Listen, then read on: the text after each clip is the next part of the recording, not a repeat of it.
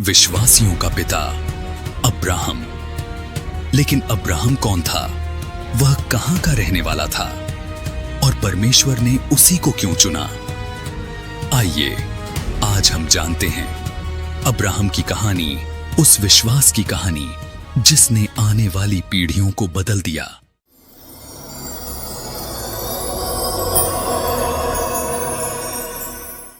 यह कहानी है एक ऐसे समय, एक ऐसे युग की जहां धरती पर लोग तो थे लेकिन परमेश्वर से दूर।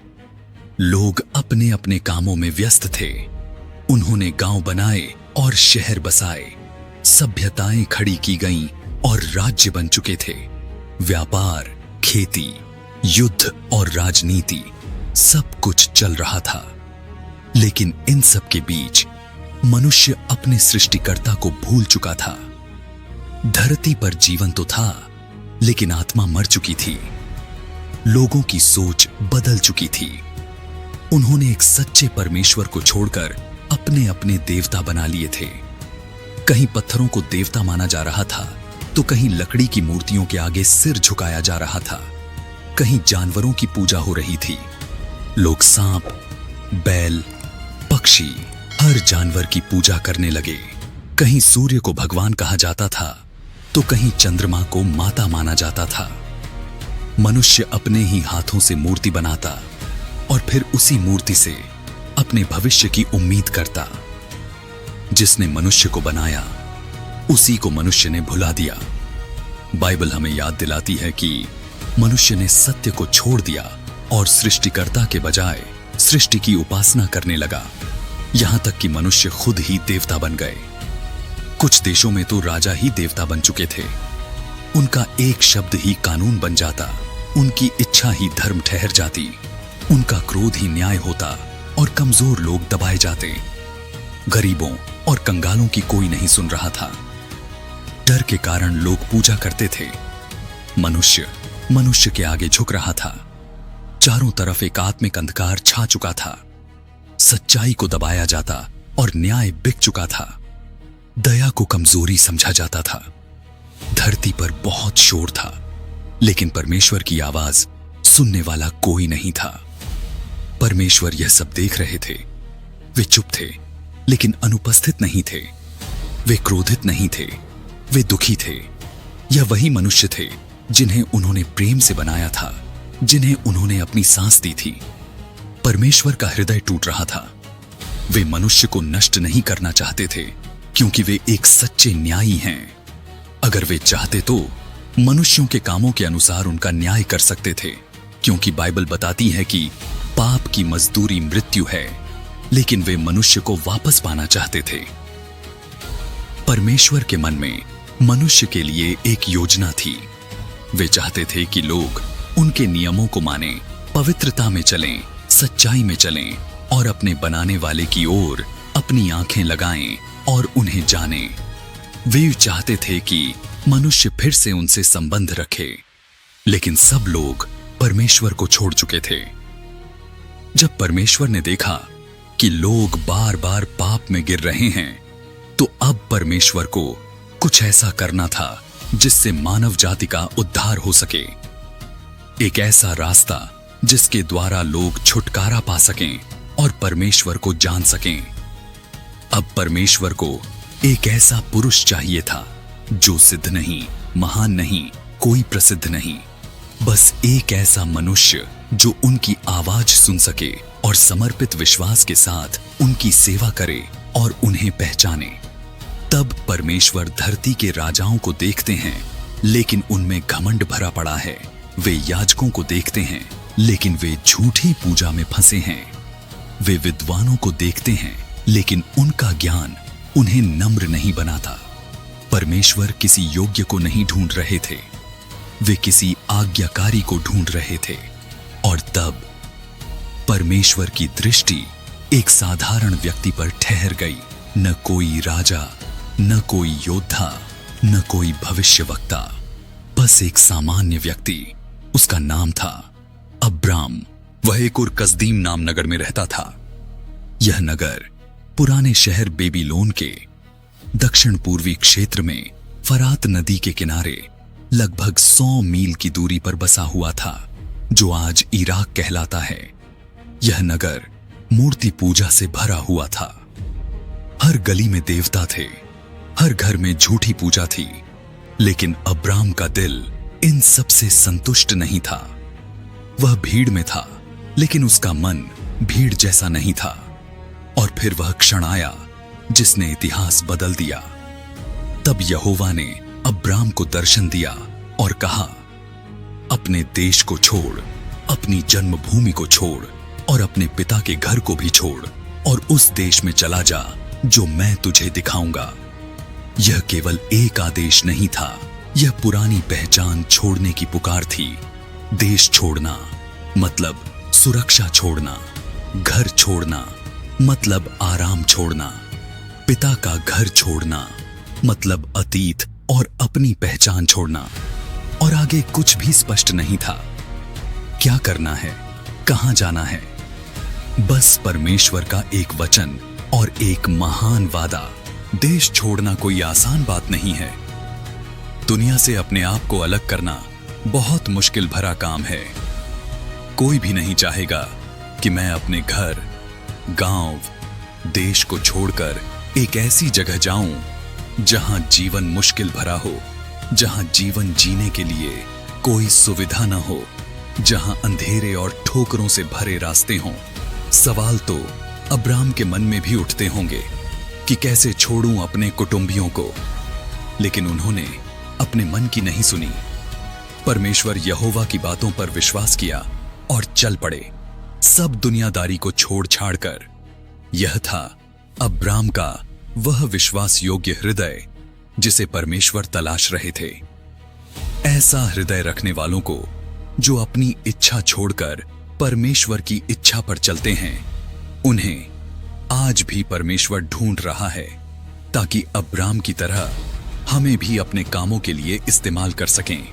आज भी परमेश्वर हमें उसी अंदाज में बुलाते हैं और हमें इस दुनिया से अलग, अपने रिश्तेदारों से अलग और अपनी पहचान छोड़कर मनफिराव की पुकार देते हैं।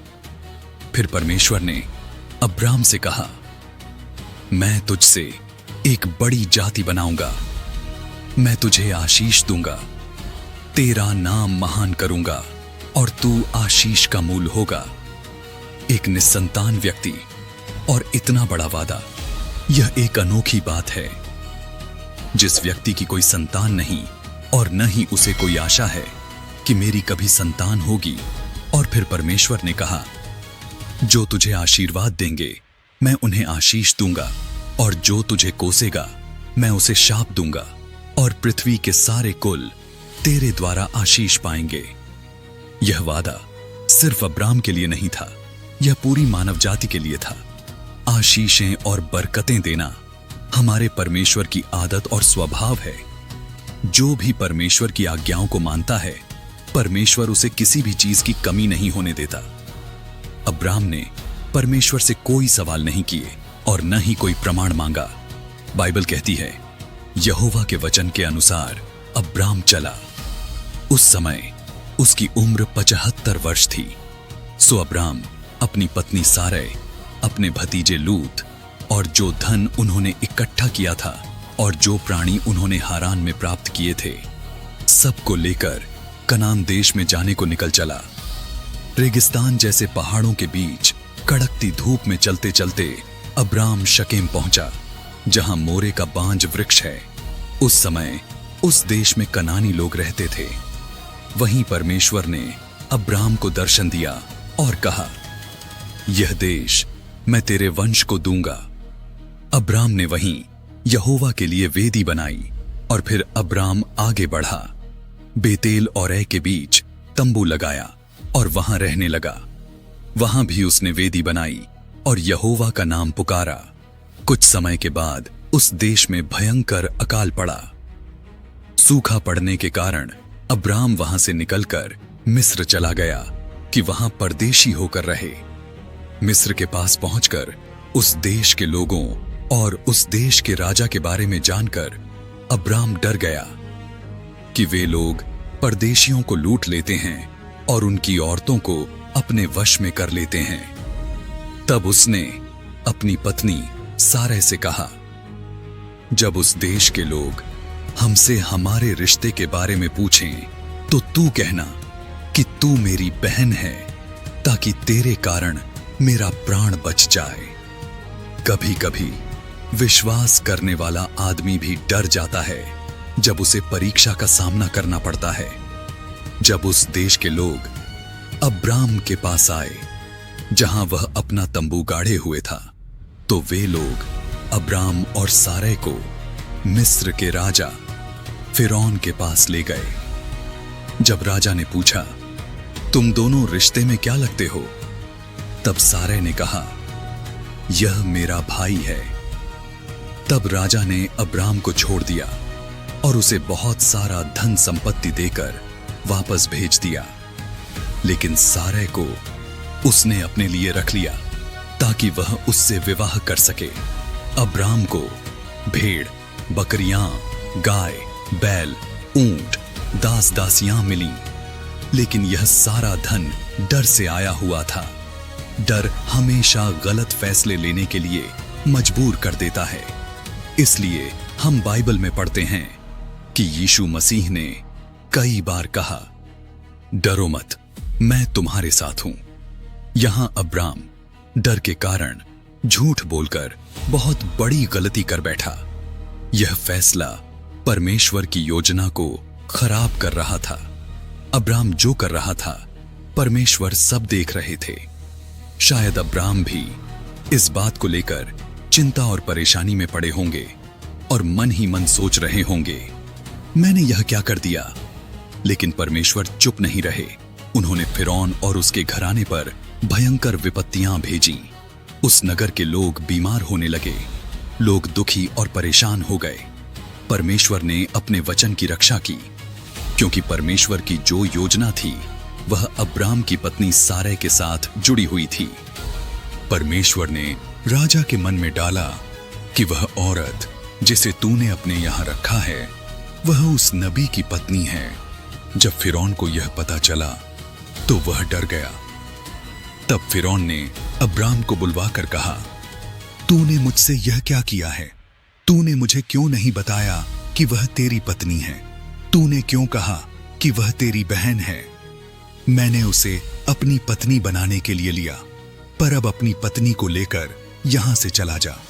फिर फिरौन ने अपने आदमियों को उसके विषय में आज्ञा दी और उन्होंने उसे, उसकी पत्नी को और उसकी सारी संपत्ति समेत विदा कर दिया।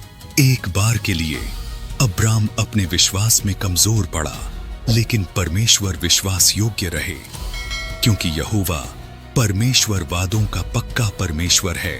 वह जो कहते हैं उसे पूरा भी करते हैं, और यदि कोई अपने विश्वास में गिर भी जाए तो परमेश्वर उसे माफ करते हैं, विपत्ति से बचाते हैं और फिर से उठाकर खड़ा करते हैं।